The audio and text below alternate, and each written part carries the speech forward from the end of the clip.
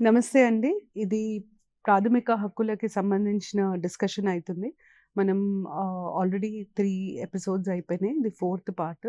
అయితే ఇంతకుముందు ఎపిసోడ్స్‌లో నేను ఫండమెంటల్ రైట్స్‌కి సంబంధించి ఇంట్రొడక్షన్, 14 ఆర్టికల్స్ 12-18 డిస్కస్ చేశాను. ఈ ఎపిసోడ్‌లో మనము స్వేచ్ఛకి సంబంధించిన హక్కులు, రైట్స్ టు ఫ్రీడమ్ గురించి డిస్కస్ చేద్దాం. ఈ స్వేచ్ఛకి సంబంధించిన హక్కులు చాలా చాలా ముఖ్యమైనయి. ఎందుకంటే ఈ హక్కులు లేకుండా మిగతా ప్రాథమిక హక్కులు మనం ఆహ్, అనుభవించడానికి వీలుండదు. ఉదాహరణకి ఆర్టికల్ 21 ఏమంటదంటే రైట్ టు లైఫ్. మనం అసలు బతికుంటేనే మనకి హక్కులు వర్తిస్తాయి. మనం బతికి లేనప్పుడు ఆ హక్కులకి విలువనే ఉండదు. సో, రైట్ టు లైఫ్ తర్వాత ఒకవేళ నా ప్రాథమిక హక్కు ఉల్లంఘింపబడ్డప్పుడు నాకు దాని గురించి చెప్పే స్వాతంత్రం ఉండాలి. Right to freedom of speech. నేను కోర్ట్‌కి వెళ్ళి ఒక పిటిషన్ ఫైల్ చేయగలగాలి. Right to movement. ఇవన్నీ ఈ 19-22 మధ్యలో ఉంటాయి. అయితే ఫస్ట్ అన్నిటికంటే ఇంపార్టెంట్ హక్కు 19. 19లో మనకి 6 స్వేచ్ఛలుంటాయి. ఈ ఆర్టికల్‌లో ఉన్న ఈ స్ట్రక్చర్ మనకి చాలా ఇంపార్టెంట్. 19(1)(a) ఏమంటుందంటే స్పీచ్ అండ్ ఎక్స్‌ప్రెషన్ ఉంటుంది. ఎవరికైనా వాక్ చ చ వాక్ స్వేచ్ఛ ఉంటుంది అని అంటారు. తర్వాత 19(1)(b) ఏమంటుందంటే ఫ్రీడమ్ ఆఫ్ అసెంబ్లీ, కలుసుకునే స్వేచ్ఛ, మీటింగులు కండక్ట్ చేసే స్వేచ్ఛ ఉంటుంది. 1(c) freedom to form associations or unions, ఒక కూటమిలాగా ఏర్పడే అవకాశం ఆర్ యూనియన్స్. యూనియన్స్ అన్నది యూజువల్‌గా మనం కార్మికులకు వర్తిస్తుంది ఈ పదం. Are cooperatives. ఈ కోఆపరేటివ్స్ అన్న పదం ఒరిజినల్‌గా లేకుండే దీన్ని 97th కాన్స్టిట్యూషనల్ అమెండ్మెంట్ ద్వారా యాడ్ చేయడం జరిగింది. ఈ ఒక్క పదాన్ని. తర్వాత 19(1)(d) ఏమంటుందంటే freedom of movement. 19(1)(e) freedom of residence. ఎక్కడైనా వెళ్లి బతకచ్చు. భారతదేశం మొత్తం నా దేశం. నేను భారతీయురాలిని. నేను ఎక్కడికన్నా వెళ్లి బతకచ్చు. 19(1)(e). 19(1)(f) తీసేయడం జరిగింది. 19(1)(g) freedom to practise any trade, profession, occupation. దీన్ని మనం 19(1)(g) అని అంటాం. Profession, occupation. ఈ 6 హక్కులను, స్వేచ్ఛలని ఆర్టికల్ 19 ఇస్తుంది. అయితే మనం గుర్తుపెట్టుకోవాల్సింది ఏంటంటే ఈ 6 స్వేచ్ఛలు మనకు యాజ్ ఇట్ ఈస్ అవైలబుల్. అంటే అబ్సల్యూట్ కాదు. మనం ఎట్లా పడితే అట్లా వాడుకోవడానికి వీలుండదు. వీటి మీద కొన్ని నిబంధనలుంటాయి. ఆ నిబంధనలు ఎలా ఇచ్చారంటే 19(1)(a) మీద నిబంధనలను 19 క్లాజ్ 2 కింద ఇస్తారు. 19(1)(b) మీద నిబంధనలు, రెస్ట్రిక్షన్స్ 19 క్లాజ్ 3లో ఇస్తారు. 19(1)(c) మీద ఉన్న రెస్ట్రిక్షన్స్ 19(4)లో ఉంటాయి. 19(1)(d) ఇంకా 19(1)(e) మీద ఉన్న రెస్ట్రిక్షన్స్ 19 క్లాజ్ 5లో ఉంటాయి. 19(1)(g) మీద ఉన్న రెస్ట్రిక్షన్స్ 19 క్లాజ్ 6లో ఉంటాయి. చాలా మందికి ఈ ఆర్టికల్ స్ట్రక్చర్ గుర్తుండదు. ఆర్టికల్ స్ట్రక్చర్ గుర్తుపెట్టుకోవడం చాలా ఇంపార్టెంట్. సో, 19లో మీకు 6 క్లాజెస్ ఉంటాయి. ఫస్ట్ క్లాజ్ మీకు 6 ఫ్రీడమ్స్ లిస్ట్ ఇస్తుంది. సెకండ్ క్లాజ్ నుండి 6 క్లాజ్ రెస్ట్రిక్షన్స్. ఒక్కొక్క క్లాజ్ ఒక్కొక్క స్వేచ్ఛ మీద రెస్ట్రిక్షన్స్. కాకపోతే freedom of movement and residence మీద కామన్ రెస్ట్రిక్షన్స్ ఉంటాయి. ఎందుకంటే అవి చాలా కామన్. అంటే వాటి లోపల సిమిలారిటీస్ ఎక్కువుంటాయి. ఈ 2 ఫ్రీడమ్స్ మూవ్‌మెంట్ అండ్ రెసిడెన్స్‌కి సిమిలారిటీస్ ఎక్కువుంటాయి. కాబట్టి కామన్ రెస్ట్రిక్షన్స్ ఉంటాయి. అయితే ఈ 6 ఫ్రీడమ్స్‌లో అన్నిటికంటే ఎక్కువ రెస్ట్రిక్షన్స్ దేని మీద ఉంటాయి అంటే freedom of speech and expression మీద మీకు 8 రెస్ట్రిక్షన్స్ ఉంటాయి. ఎందుకు freedom of speech and expression మీద 8 రెస్ట్రిక్షన్స్ ఉంటాయంటే దీన్ని మనం మిస్‌యూజ్ చేస్తే సమాజానికి, తోటి వ్యక్తులకి, దేశానికి అన్నిటికీ లాస్ అయ్యే ఛాన్సెస్ ఉంటాయి. ఉదాహరణకి నాకు వాక్ స్వాతంత్రం ఉంటుంది. కానీ నేను ఇంకొకరిని డిఫేమ్ చేయడానికి వీల్లేదు. అంటే నేను ఇంకొకరి గురించి చెడుగా మాట్లాడడానికి వీల్లేదు. వాళ్ళ పరువు తీసేసే విధంగా మాట్లాడకూడదు. ఒకవేళ నేను మాట్లాడితే నా మీద పరువు నష్టం దావా వేస్తారు. So, defamation is a restriction. Speech and expression is restricted through defamation. అలాగే దేశానికి, దేశ భద్రతకి ఎలాంటి భంగం కలగకుండా నేను ఫ్రీడమ్ ఆఫ్ స్పీచ్ అండ్ ఎక్స్‌ప్రెషన్‌ని వాడాల. అంటే they should not be any effect on the security of the state. Security of the state violate అవ్వకూడదు. పబ్లిక్ ఆర్డర్ వయలేట్ అవ్వకూడదు. పబ్లిక్ ఆర్డర్ అంటే ఏంటి? మనం అందరం కలిసి శాంతిగా బతకడం, అంటే అందరం కలిసి ప్రశాంతంగా ఉండడం, ఒకరితో ఒకరం ప్రశాంతంగా ఉండి బతకడాన్నే మనం పబ్లిక్ ఆర్డర్ అని అంటాం.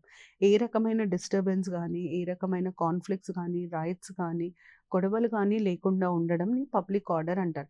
పబ్లిక్ ఆర్డర్ ఎట్లా ఎట్లా వయలేట్ అవుతుంది అంటే హేట్ స్పీచ్ మీరు వినుంటారు. హేట్ స్పీచ్ ఇచ్చినప్పుడు ఒక కమ్యూనిటీకి, ఇంకో కమ్యూనిటీకి డిస్టెన్స్ పెరుగుతుంది. హేట్రెడ్ వచ్చేస్తుంది. కమ్యూనల్ క్లాషెస్ వస్తాయి. సో, హేట్ స్పీచ్ లాంటివి ఇవ్వడానికి వీల్లేదు. నేను నిశ్శబ్దం అనేది ఒక form of expression. Silence is a form of expression. ఇప్పుడు మీరు నన్ను ఒక ప్రశ్న అడిగారు. నాకు నచ్చితే జవాబు చెప్తాను. నచ్చకపోతే జవాబు చెప్పను. నన్ను నువ్వు ఖచ్చితంగా జవాబు చెప్పాలి అని ఎవ్వరూ కంపెల్ చేయలేరు. కానీ నన్ను కోర్ట్ ఒక ప్రశ్న అడిగితే నేను ఖచ్చితంగా జవాబు చెప్పాలి. ఒకవేళ నేను కోర్ట్ అడిగిన దానికి సమాధానం ఇయ్యకపోతే కోర్ట్ ధిక్కరణ కిందికొస్తుంది. కంటెంప్ట్ ఆఫ్ కోర్ట్ కిందికొస్తుంది. అందుకనే కంటెంప్ట్ ఆఫ్ కోర్ట్ అన్నది ఒక రిస్ట్రిక్షన్ స్పీచ్ అండ్ ఎక్స్‌ప్రెషన్ మీద. ఇట్లా మీకు 8 రిస్ట్రిక్షన్స్ ఉంటాయి. Most restricted speech and expression.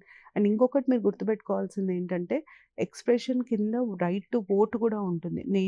నేను ఓటు వేయడం నా మనోభావాలను వ్యక్తపరచడం. కాబట్టి voting is also a form of expression. ఇది సుప్రీం కోర్ట్ డిక్లేర్ చేయడం జరిగింది. సుప్రీం కోర్ట్ ఇంకేమనిందంటే ఏకే కుల్వాల్ అని ఒక కేసు ఉంది. దాంట్లో ఏమంటదంటే తెలుసుకోవడం, ఏదన్నా జరిగినప్పుడు దానికి సంబంధించిన సమాచారం అన్నది కూడా ఫ్రీడమ్ ఆఫ్ స్పీచ్ అండ్ ఎక్స్‌ప్రెషన్‌లో ఒక భాగం అని అంటుంది. అంటే right to know is a part of freedom of speech and expression. ఇప్పుడు ఉదాహరణకి మీరు నన్ను పాలిటీలో ఏది అడిగినా నేను చెప్తాను. ఎందుకు? నాకు దాని మీద పూర్తి అవగాహన ఉంది. అదే మీరు ఇస్రో లాంచ్ చేసిన ఒక స్పేస్ శాటిలైట్ గురించి అడగండి. ఇంత క్లియర్‌గా, ఇంత డెప్త్‌కి నేను చెప్పలేను. ఎందుకంటే దాని మీద నాకున్న నాలెడ్జ్, నాకున్న ఇన్ఫర్మేషన్ చాలా లిమిటెడ్. అందుకనే ఇన్ఫర్మేషన్ మీరు ఎంత ప్రజలకిస్తే, ప్రభుత్వ పనితీరు గురించి ఎంత సమాచారం ప్రజలకుంటే అంత ప్రశ్నలు అడిగే ఆస్కారం ఉంటుంది. కాబట్టి right to information is the basis for freedom of speech and expression. మీరు రైట్ టు ఇన్ఫర్మేషన్ ఇవ్వకుండా freedom of speech and expression ఉందంటే దానికి విలువ లేనట్టే అని కోర్ట్ అంటది. అలాగే రైట్ టు ప్రెస్. ప్రెస్ కూడా right to press is a part of freedom of speech and expression. ఇట్లా కోర్టు దాన్ని రకరకాలుగా ఇంటర్ప్రిట్ చేయడం జరిగింది. తర్వాత రైట్ టు అసెంబ్లీ. ఎవ్వరైనా మీటింగ్స్ కండక్ట్ చేయొచ్చు. ఇండియాలో మనం ఎవ్వరమైనా మీటింగ్స్ కండక్ట్ చేయొచ్చు. కానీ రైట్ టు అసెంబ్లీలో 2 భాగాలుంటాయి. Right to assembly peacefully. అంటే మనము ఎప్పుడైనా ఏదైనా మీటింగ్ పెట్టుకుంటే శాంతి భద్రతలతో ఆ మీటింగ్ జరగాలి. అండ్ ఈ మీటింగ్‌కి ఎవ్వరు అటెండ్ అయినా ఏ రకమైన ఆర్మ్స్ ఉండకూడదు. ఇప్పుడు ఇది ఎట్లా ఇంప్లిమెంట్ అవుతదంటే, ఉదాహరణకి ఏదైనా సంఘటన జరిగింది. నేనొక కండోలెన్స్ మీటింగ్ ఆర్గనైజ్ చేయాలనుకుంటున్నా. సంఘటనకి సంతాపం ప్రకటించుకుంటూ అన్‌ఫార్చునేట్‌గా ఏదైనా ఇన్సిడెంట్ జరిగింది. సంతాప సభ లాంటిది ఆర్గనైజ్ చేయాలనుకుంటున్నా. ఒకవేళ అది నేను ప్రైవేట్ ప్లేస్‌లో చేస్తే నాకు ఏ రకమైన పర్మిషన్ అవసరం లేదు. కానీ నేనది పబ్లిక్ ప్లేస్‌లో చేద్దామనుకుంటున్నా. ఇందిరా పార్క్ దగ్గర ధర్నా చౌక్‌లో ఒక సంతాప సభ ఆర్గనైజ్ చేద్దాం అనుకుంటున్నా. నేను పోయి రోడ్ మీదకెళ్ళి నా స్టూడెంట్స్‌ని తీసుకెళ్ళి సంతాప సభ అంటే కుదరదు.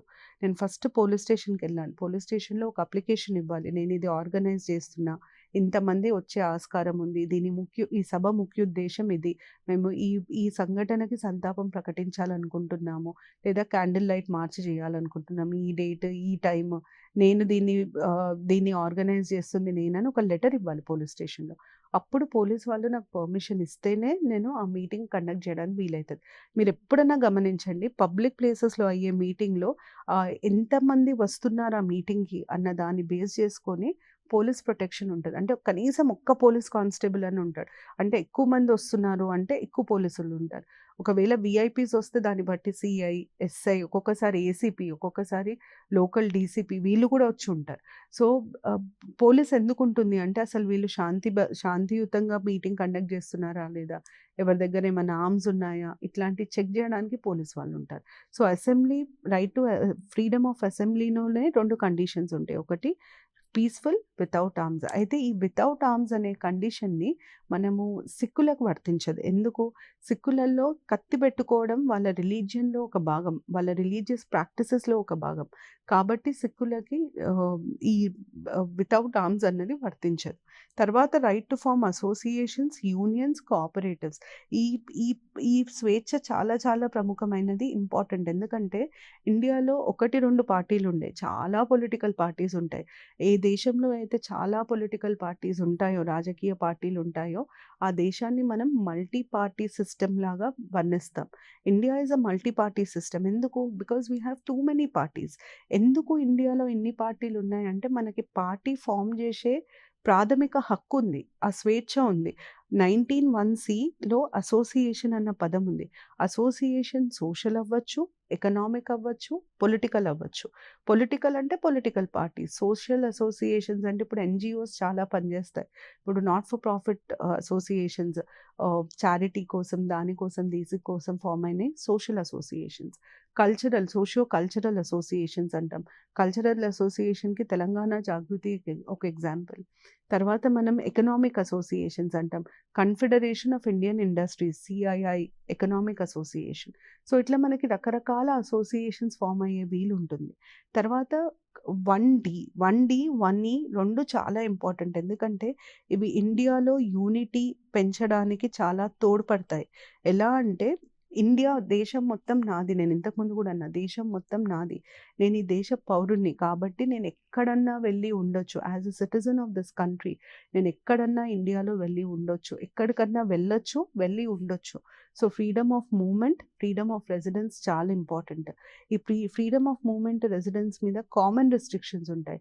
ఎందుకు కామన్ రిస్ట్రిక్షన్స్ ఉంటాయంటే రెండిటి స్వభావం ఒకటే కాబట్టి కామన్ రిస్ట్రిక్షన్స్ ఉంటాయి. 2 రిస్ట్రిక్షన్స్ ఉంటాయి. ఒకటేమో in the interest of general public. ఇంకొకటేమో షెడ్యూల్ తెగల ఇంట్రెస్ట్. అంటే in the interest of general public అర్థం ఏంటంటే, ఇప్పుడు ఒక దగ్గర మైనింగ్ అయితుంది. నేను అక్కడికెళ్తాను అంటే ప్రభుత్వం నన్ను ఆపుతుంది. ఎందుకు? ప్రభుత్వంకి ఏం నష్టం లేదు నేను అక్కడ పోతే. నా నా లైఫ్‌కి థ్రెట్ ఉంటది. నేను బతికి మళ్ళీ తిరిగొస్తానో లేదో తెలీదు. సో, నన్ను కాపాడడానికి ప్రభుత్వం వద్దంటది. అది in the interest of general public. అలాగే షెడ్యూల్ తెగలుండే దగ్గరికి కొన్ని సార్లు మనల్ని, అంటే సివిల్ సొసైటీలో ఉండే వాళ్ళని అలౌ చేయరు. ఎందుకు? షెడ్యూల్ తెగలను కాపాడడం చాలా చాలా ఇంపార్టెంట్. మనం ఎలా ఉండేవాళ్ళము, మన పూర్వీకులు ఎలా ఉండేవాళ్ళు అన్నదానికి నిదర్శనమే షెడ్యూల్ తెగలు. అట్లాగే షెడ్యూల్ తెగలు ఫారెస్ట్‌లో ఉండే యానిమల్స్‌ని గానీ, ఫారెస్ట్‌లో ఉండే ట్రీస్‌ని గానీ కాపాడడంలో వాళ్ళు చాలా ప్రముఖ పాత్ర పోషిస్తారు. సో, షెడ్యూల్ తెగలను కాపాడడం చాలా ముఖ్యం. అందుకనే right to freedom of movement and residency మీద 2 రిస్ట్రిక్షన్స్. ఒకటి in the interest of general public, in the interest of scheduled tribes. తర్వాత right to practise any trade, profession or occupation. ఇది చాలా చాలా ఇంపార్టెంట్. దీని అర్థం ఏంటంటే, నాకిష్టం ఉంటేనే నేను పని చేస్తాను.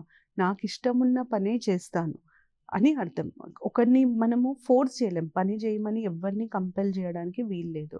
కంపెల్ చేస్తే అది బానిసత్వం కిందకొస్తుంది. ఆర్టికల్ 23 బానిసత్వాన్ని అబాలిష్ చేసింది. కాబట్టి బానిసత్వం పనికిరాదు. ఈ రైట్ అర్థం ఏంటంటే, నాకు నచ్చినప్పుడు నేనొక బిజినెస్‌ని గానీ, ఒక ప్రొఫెషన్‌ని గానీ ఎంచుకుంటాను. నాకు నచ్చినన్ని రోజులు చేస్తాను. నాకు నచ్చని రోజు నేను మానేస్తాను అని అర్థం. అయితే దీంట్లో ఒక కండిషన్ ఉంటుంది. 19(1)(g) మీద ఉన్న రిస్ట్రిక్షన్ ఏంటంటే, in the interest of general public. ఉదాహరణకి నేను ఒక MBA లా గ్రాడ్యుయేట్‌ని. నేను రేపొద్దున నాకు డాక్టర్ ప్రొఫెషన్ నచ్చింది కాబట్టి నేను ఒక హాస్పిటల్ ఓపెన్ చేసుకుంటా అంటే కుదరదు. గవర్నమెంట్ పర్మిషన్ ఇవ్వదు. ఎందుకంటే ఆ పని చేసే ఎబిలిటీ, ఆ పని చేసే స్కిల్ నా దగ్గర లేదు. సో, ఇట్లాంటి రిస్ట్రిక్షన్స్ గవర్నమెంట్ పెట్టొచ్చు. గవర్నమెంట్ ఏమంటదంటే, నువ్వు మెడిసిన్ చదువు, దాని తర్వాత హాస్పిటల్ పెట్టుకో, నేను వద్దంటలేను. కానీ నువ్వు మెడిసిన్ చదవకుండా, అంటే నీకు ఆ క్వాలిఫికేషన్ లేనిది నువ్వు హాస్పిటల్ పెట్టి నేను మనుషులను ట్రీట్ చేస్తా అంటే మేము అలౌ చేయము. ఎందుకు? నాకు ఆ ప్రొఫిషియన్సీ లేనప్పుడు నేను ఆ ప్రొఫెషన్‌లోకెళ్తే నేను వేరే వాళ్ళ లైఫ్‌కి థ్రెట్ కలిగిస్తున్నాను. అంటే ఆర్టికల్ 21 వయోలేట్ చేస్తున్నాను. కాబట్టి ఇట్లాంటి రిస్ట్రిక్షన్స్ పెట్టొచ్చు. కానీ నువ్వు డాక్టర్‌వి గదా! కాబట్టి నువ్వు హాస్పిటల్‌కెళ్ళాలి, పని చేయాలి అంటే కంపెల్ చేయడానికి వీలుండదు. So, right to trade, profession, occupation meaning ఏంటంటే, you have the right to start a business whenever you want. You have a right to continue with the business or end the business when you want. Nobody should be forced to work. Forcing to work amounts to bonded labour. Bonded labour is prohibited under article 23. ఇది 19లో ఉన్న 6 clauses.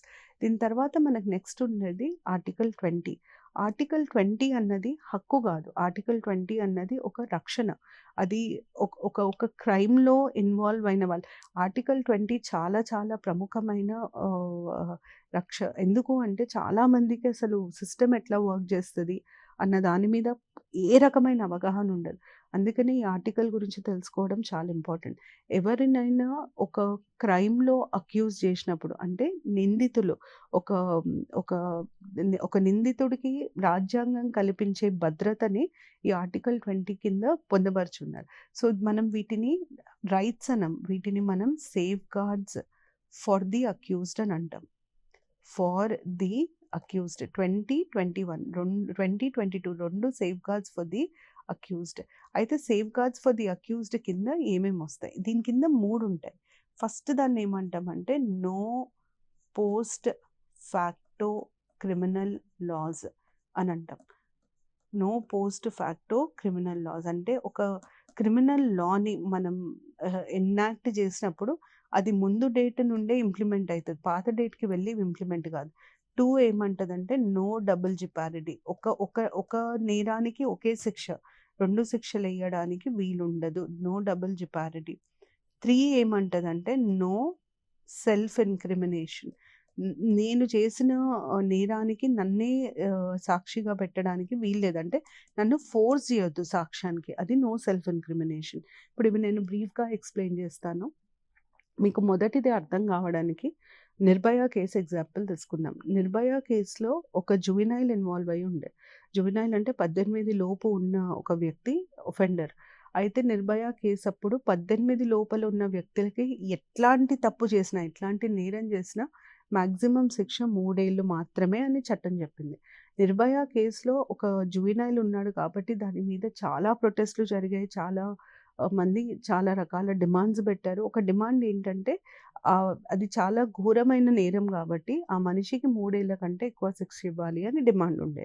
ఫైనల్‌గా juvenile justice యాక్ట్‌ని 2015లో సవరించి ఇట్లాంటి తప్పు చేసిన వాళ్ళకి 3 ఏళ్ల కంటే ఎక్కువ శిక్ష ఇవ్వచ్చు అన్నది యాడ్ చేశారు. నిర్భయ జడ్జ్‌మెంట్ 2018, 19 ఆ ప్రాంతంలో వచ్చింది. కానీ ఆ జువెనైల్‌కి మాత్రం 3 ఏళ్ళు శిక్షనే పడింది. ఎందుకంటే నిర్భయ సంఘటన జరిగిన రోజు చట్ట ప్రకారం ఆ తప్పుకి, ఆ నేరానికి శిక్ష 3 ఏళ్ళు మాత్రమే. కాబట్టి ఆ రోజున్న చట్టం ప్రకారమే తనని శిక్షించాలి. తర్వాత వచ్చిన చట్టం ప్రకారం తనని శిక్షించడానికి వీల్లేదు.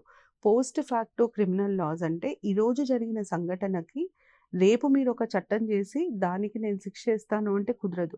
ఏ రోజైతే మీరు క్రిమినల్ లా చేస్తారో ఆ రోజు నుండే ఆ క్రిమినల్ లా వర్తిస్తది. అంతకు మునుపు జరిగిన సంఘటనలకి అది వర్తించదు అని అర్థం. అది no post facto criminal laws. So, criminal లాస్‌ని మనం రిట్రోస్పెక్టివ్ ఎఫెక్ట్ అంటాం. అంటే బ్యాక్ డేట్ చేసి ఇంప్లిమెంట్ చేయడానికి ఉండదు. కానీ సివిల్ లాస్‌ని బ్యాక్ డేట్ చేసి ఇంప్లిమెంట్ చేయొచ్చు. ఎట్లా మనకి జడ్జెస్ సాలరీ 2019లో పెంచారు. ఆల్మోస్ట్ డబుల్ చేశారు. కానీ ఏం చెప్పారంటే మేము ఇది ఈ ఈ పర్టిక్యులర్ ఇంక్రిమెంట్ ఏదైతే ఉందో 2018 జులై నుండి ఇస్తామని చెప్పారు. అంటే జులై 2018 ఉదాహరణకి జులై 2018లో జడ్జెస్ సాలరీ 1,00,000. మే 2019 బడ్జెట్ పాస్ అయింది. మే 2019లో ఏం చెప్పారంటే జడ్జెస్ సాలరీ 2,00,000 అని చెప్పారు. అంటే 1,00,000 పెరిగింది. మే నుండి మేలో పెరిగింది కాబట్టి జూన్ నుండి వాళ్ళకి 2,00,000 వస్తది. కానీ లాస్ట్ ఇయర్ జులై నుండి ఈ మే వరకి ఈ మంత్స్ ఈ 11 మంత్స్ వాళ్ళకి ఎట్లా సాలరీ వస్తుంది అంటే ఈ 11 మంత్స్‌కి 11,00,000 వాళ్ళకి అరియర్స్ కింద పే చేసేస్తారు. అది బ్యాక్ డేటింగ్ లా. క్రిమినల్ లాని మీరు బ్యాక్ డేట్ చేయడానికి వీలుండదు. కానీ సివిల్ లాని మీరు బ్యాక్ డేట్ చేయడానికి వీలుంటది. నో డబుల్ జిపారిటీ అన్నది సెకండ్ క్లాజ్. నో డబుల్ జిపారిటీ చాలా చాలా సింపుల్. దాని మీనింగ్ ఏంటంటే నేను చేసిన తప్పుకి ఒకటే శిక్ష. ఒక తప్పుకి ఒక శిక్ష. ఉదాహరణకి హైకోర్టు ఒక నేరానికి శిక్ష 10 ఏళ్ళు ఇచ్చింది. సుప్రీం కోర్ట్ అదే నేరానికి ఏం చేస్తాడు ఆటోమేటిక్‌గా సుప్రీం కోర్ట్‌లో అప్పీల్ చేస్తాడు. ఆ మనిషి దురదృష్టానికి సుప్రీంకోర్టు 14 ఏళ్ళు శిక్ష ఇచ్చింది. ఇప్పుడు ఆ మనిషి 24 ఏళ్ళు శిక్షనా, 10 ఏండ్లా, 14 ఏండ్లా అంటే 14 ఏండ్లు మాత్రమే. ఎందుకు? సుప్రీంకోర్టు, హైకోర్టు కంటే పెద్ద కోర్టు, పై కోర్టు కాబట్టి 14 ఏళ్ల శిక్ష మాత్రమే. నో డబుల్ జెపారిటీ అర్థం ఇది. ఒకవేళ డబుల్ జెపారిటీ అలౌ చేసుంటే ఆయనకి 14 ఏండ్లు కాదు 24 ఏండ్ల శిక్ష పడేది. సో, డబుల్ జెపారిటీ లేదు కాబట్టి 24 ఏండ్లు ఉండదు. 14 ఏండ్ల శిక్ష ఉంటది. థర్డ్‌ది వచ్చేసి నో సెల్ఫ్ ఇన్క్రిమినేషన్. అంటే ఎవరు చేసిన తప్పుకి వాళ్ళే సాక్ష్యం ఇవ్వాలి అని బలవంత పెట్టడానికి వీల్లేదు. ఇది చాలా ఇంపార్టెంట్. పోలీస్ వాళ్ళు కొట్టడము, తిట్టడం ఇవన్నీ ఎందుకు చేస్తారు? వాళ్ళు చేసిన తప్పుని వాళ్ళు ఒప్పుకోవాలి. వాళ్ళని ఒప్పుకునేటట్టు ఎట్లైనా చేయాలి అని చెప్పి చేస్తారు. కానీ ఏ మనిషిని, ఏ వ్యక్తిని, ఏ నిందితుడిని తను చేసిన తప్పుకి తానే సాక్ష్యం ఇవ్వాలని బలవంత పెట్టడానికి వీల్లేదు. బలవంత పెట్టొద్దు. ఇప్పుడు ఉదాహరణకు నేను ఏదైనా నేరం చేశా. నా అంతట నేను పోయి నేను ఒప్పుకుంటా, నేను కోర్ట్‌లో పోయి చెప్తా అంటే చెప్పమంటారు. కానీ పోలీసోళ్ళు నా మీద ఒత్తిడి తెచ్చి చెప్పిస్తా అంటే అది కుదరదు. సో, ఎవ్వరిని ఫోర్స్ చేయకూడదు. వాళ్ళకి అగెయిన్స్ట్ ఎవిడెన్స్ ఇయ్యమని, అంటే తనకు అగెయిన్స్ట్ ఎవిడెన్స్ ఇయ్యమని ఆ వ్యక్తిని ఫోర్స్ చేయడానికి వీల్లేదు. కాకపోతే ఒకవేళ వాళ్ళకి అవసరం ఉంటే శాంపిల్స్ తీసుకోవచ్చు, ఫింగర్ ప్రింట్స్ తీసుకోవచ్చు, బ్లడ్ శాంపిల్స్ తీసుకోవచ్చు, ఇంటికెళ్ళి వెతకచ్చు, ఇవన్నీ చేయాలి. చెయ్యొచ్చు. ఎందుకు? ఎవిడెన్స్ కావాలి. ఇప్పుడు ఆ మనిషి తప్పు చేశాడు అని ప్రూవ్ చేయడానికి పోలీస్‌కి ఎవిడెన్స్ కావాలి. వీళ్ళు ఇవన్నీ చేయడానికి వీలుంటది. కానీ మనిషిని బలవంత పెట్టడానికి వీలుండదు. అది నో సెల్ఫ్ ఇన్క్రిమినేషన్. ఇది ఆర్టికల్ 20కి సంబంధించి. నా ప్రకారంగా అన్నిటికంటే ప్రముఖమైన ప్రాథమిక హక్కు 21. ఎందుకు అంటే ఇది 2 రకాల ఫ్రీడమ్స్‌ని గ్యారంటీ చేస్తుంది. ఒకటేమో రైట్ టు లైఫ్. ఇంకొకటేమో రైట్ టు పర్సనల్ లిబర్టీ.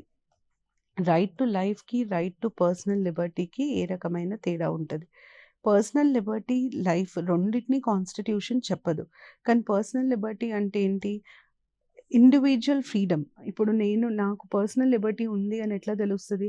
నాకెక్కడికన్నా వెళ్ళే స్వేచ్ఛ ఉంటది. అంటే నేను మూవ్ అవ్వగలుగుతాను. నేను నలుగురితో కలవగలుగుతాను, మాట్లాడగలుగుతాను. ఇవన్నీ పర్సనల్ లిబర్టీ. ఎప్పుడు ఇది నాకుండదు, నన్ను తీసుకెళ్ళి నిర్బంధించినప్పుడు నాకుండదు. సో, పర్సనల్ లిబర్టీని తీసేయాలి అంటే మనిషిని నిర్బంధించినప్పుడు తీసేస్తారు. లిబర్టీ ఇది పర్సనల్ లిబర్టీ మీనింగ్. తర్వాత right to freedom right to life meaning ఏంటంటే ప్రతి మనిషికి జీవించే హక్కు ఉంటుంది. కానీ ఈ 2 రైట్స్ అబ్సల్యూట్ కాదు. అంటే వీటి మీద ఒక లిమిటేషన్ ఉంటుంది. ఆ లిమిటేషన్‌ని మనం ప్రొసీజర్ ఎస్టాబ్లిష్డ్ బై లా అని అంటాం.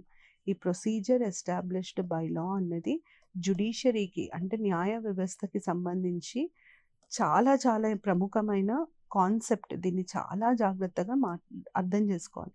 దీని అర్థం ఏంటంటే, ఒకవేళ నేను చట్టాన్ని ఉల్లంఘిస్తే నా పర్సనల్ లిబర్టీ, నా వ్యక్తిగత స్వాతంత్రాన్ని తీసేసే వీలు ఉంటుంది.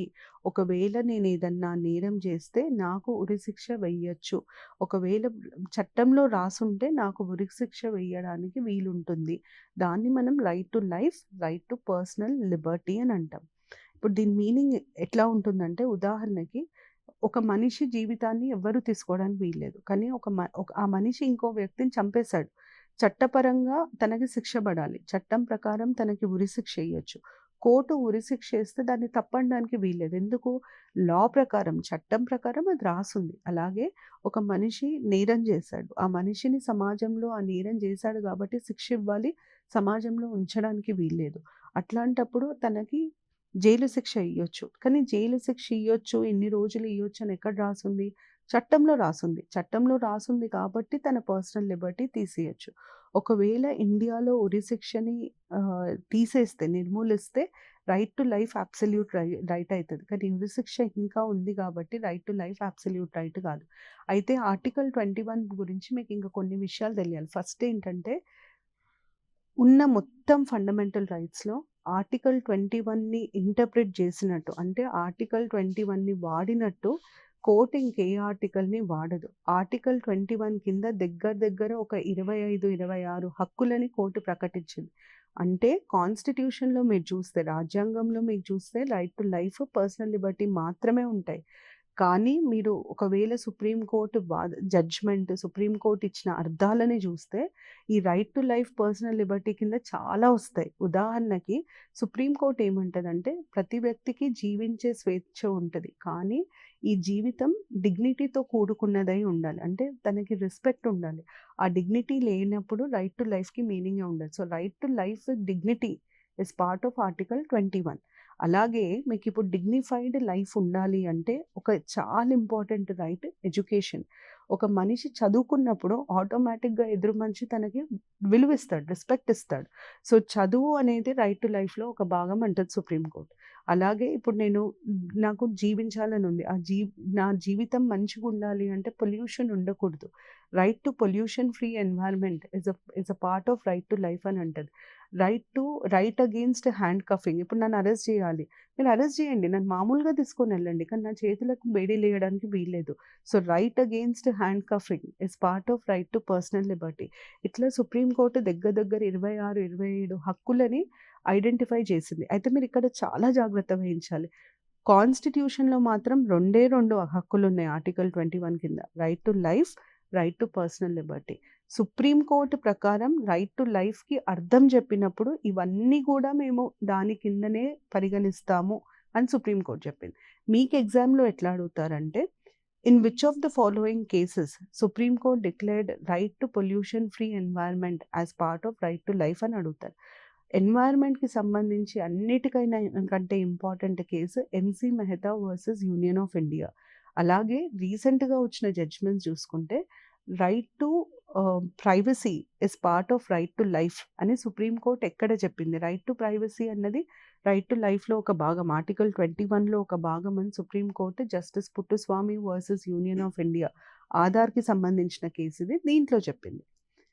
అలాగే ఇప్పుడు రీసెంట్‌గా సెక్ వర్కర్స్‌కి డిగ్నిటీ ఆఫ్ లైఫ్ అని ఉండాలి అని సుప్రీంకోర్టు జడ్జ్‌మెంట్ ఇచ్చింది.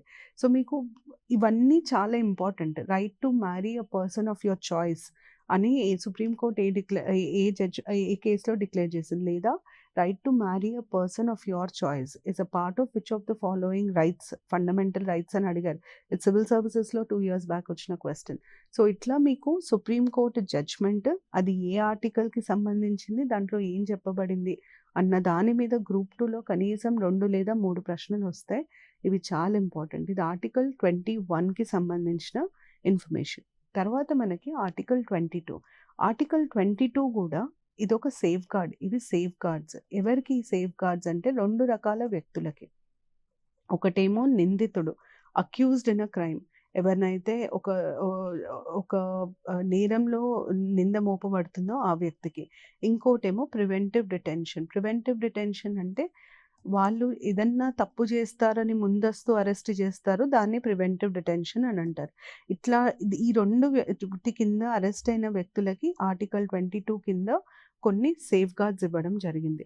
ఈ సేఫ్‌గార్డ్స్ చాలా చాలా ఇంపార్టెంట్. దీని మీద అవేర్‌నెస్ చాలా ఇంపార్టెంట్. ఎందుకంటే ఇది తెలిస్తేనే మనకు పోలీస్ పవర్ మిస్‌యూజ్ అవ్వకుండా ఉండే ఆస్కారం ఉంటది. అక్యూజ్డ్‌కి ఉండే ఫస్ట్ సేఫ్‌గార్డ్ ఏంటంటే మిమ్మల్ని ఒక నేరం మీద అనుమానంతో నిర్బంధించాలన్నప్పుడు ఎందుకు నిర్బంధిస్తున్నారో మీకు ఖచ్చితంగా తెలియాలి. Right to be informed about the grounds of arrest immediately. అంటే మిమ్మల్ని అరెస్ట్ చేసే టైంలోనే అయ్యా నీ మీద ఈ నేరం మోపబడింది కాబట్టి నేను అరెస్ట్ చేస్తున్నామని మనకు చెప్పాలి. ఖచ్చితంగా చెప్పాలి. అది మన హక్కు. మనకు తెలుసుకునే హక్కు. రెండోదేంటంటే పోలీస్ స్టేషన్‌కి తీసుకెళ్ళిన తర్వాత ఇమ్మీడియేట్‌గా ఆ వ్యక్తికి సంబంధించిన ఎవరన్నా వ్యక్తులకి తను అరెస్ట్ అయ్యాడన్న విషయం తెలియాలి. ఎందుకు? అప్పుడు వాళ్ళు బెయిల్‌కి ట్రై చేసుకోవడానికి వీలుంటది. సో ఖచ్చితంగా అప్పటిదప్పుడే చెప్పాలనమాట. వాళ్ళ ఫ్యామిలీ మెంబర్స్‌కి, లేదా వాళ్ళ ఫ్రెండ్స్‌కి, లేదా అడ్వకేట్‌కి ఎవరికో ఒకరికి సమాచారం తెలపాలి. ఈ వ్యక్తిని మేము అరెస్ట్ చేశాము, ఎందుకు అరెస్ట్ చేశాము, ఇక్కడ మా దగ్గర ఉన్నాడు అని సమాచారం తెలపాలి. ఇది రెండోది. మూడో సేఫ్‌గార్డ్ ఏంటి అంటే అరెస్ట్ చేసిన 24 గంటలలో ఖచ్చితంగా జ్యుడిషియల్ మ్యాజిస్ట్రేట్ ముందు ప్రొడ్యూస్ చేయాలి. 24 గంటలు సమయంలో యూజువల్‌గా హాలిడేస్ ఇంక్లూడ్ చెయ్యరు. కొన్ని క్రైమ్స్‌కి ఇంక్లూడ్ చేస్తారు. కొన్ని క్రైమ్స్‌కి ఇంక్లూడ్ చేయరు. ఆ ట్రావెల్ టైమ్ మాత్రము కౌంట్ చేయడం జరగదు. అది అక్యూజ్డ్‌కి ఉండే రైట్స్. ప్రివెంటివ్ డిటెన్షన్‌కి ఉండే రైట్స్ ఏంటి అంటే, ఇప్పుడు ఒక మనిషిని ముందస్తు చర్యగా అరెస్ట్ చేశారు. అసలు అరెస్ట్ చేయడానికి ఏదన్నా చట్టం ఆధారంగా అరెస్ట్ చేస్తారా? అట్లాగే అరెస్ట్ చేస్తారా? అంటే ఒక చట్టం ఆధారంగా అరెస్ట్ చేయాలి. ఉదాహరణకి నాకొక టెర్రర్ ఆర్గనైజేషన్ నుండి మెయిల్ వచ్చింది. ఆ మెయిల్ వచ్చింది కాబట్టి నన్ను అరెస్ట్ చేయొచ్చు అని ఏ లాలో రాసుంది. మీరు ఇనుంటారు నేషనల్ సెక్యూరిటీ యాక్ట్ ఎన్ఎస్ఏ అని అంటారు. ఈ నేషనల్ సెక్యూరిటీ యాక్ట్ కింద అరెస్ట్ చేయొచ్చు అని రాసిపెట్టుంటది. సో, కంపల్సరీగా ఒక లా ఉండాలి ప్రివెంటివ్ డిటెన్షన్‌కి. తర్వాత ముందస్తు తప్పు చేయకుండా ఆపడానికి, నివారించడానికి అరెస్ట్ చేశారు. ఎన్ని రోజులు పెట్టుకుంటారు జైల్లో? ఒక రోజు, 2 రోజులు ఒక లిమిట్ ఉండాలి. కాన్స్టిట్యూషన్ ఏమంటదంటే 3 months maximum period of detention 3 months. ఒకవేళ మీరిది పెంచాలి అనుకుంటున్నారు. ఈ డిటెన్షన్ పీరియడ్‌ని ఇంకా పెంచాలనుకుంటున్నారు. అప్పుడు ఒక అడ్వైజరీ బాడీ ఉంటది. ఆ అడ్వైజరీ బాడీ ఒప్పుకుంటేనే డిటెన్షన్ పీరియడ్ పెంచడానికి వీలుంటది. ఇది మూడో సేఫ్‌గార్డ్. నాలుగో సేఫ్‌గార్డ్ ఏమంటదంటే ప్రివెంటివ్ డిటెన్షన్ కింద అరెస్ట్ చేసిన వ్యక్తులకు కూడా వాళ్ళు ఎందుకు అరెస్ట్ అయ్యారన్న విషయం వీలైనంత తొందరగా చెప్పాలి అంటుంది. అంటే ఇమ్మీడియేట్‌గా చెప్పాలి. ఇమ్మీడియేట్ అంటే అప్పటిదప్పుడే చెప్పడం. వీలైనంత తొందరగా అంటే వీలు చూసుకొని అది ఒక రోజు కావచ్చు, 2 రోజులు కావచ్చు, 10 రోజులు కావచ్చు, 20 రోజులు కావచ్చు. వీలు చూసుకొని చెప్పాలి అని అంటుంది. ఇవి 4 లిమిటేషన్స్ అంటే ఈ 4 సేఫ్‌గార్డ్స్ ప్రివెంటివ్ డిటెన్షన్ కింద ఇవ్వడం జరిగింది. అక్యూజ్డ్‌కి 3 సేఫ్‌గార్డ్‌లు. ఎందుకు అరెస్ట్ చేశారో చెప్పాలి. అప్పటిదప్పుడే చెప్పాలి. వాళ్ళ ఫ్యామిలీ మెంబర్స్‌కి ఇన్ఫార్మ్ చేయాలి. 24 గంటలలో కోర్ట్‌లో ప్రొడ్యూస్ చేయాలి.